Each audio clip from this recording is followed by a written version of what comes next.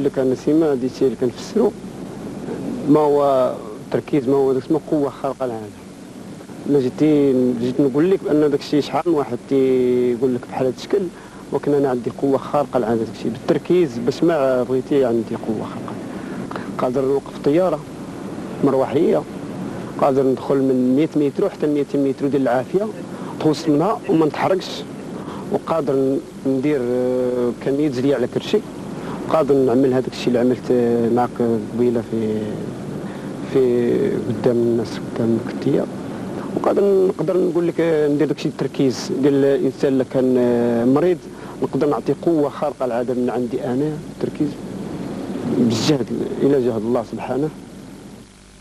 اذا نعيمه كنتي معنا حاضره ملي سجلنا هذه اللقطات هذه وانت اللي زغرتي. ايه زغرتي تنتي معايا ياك زغرتنا بجوج.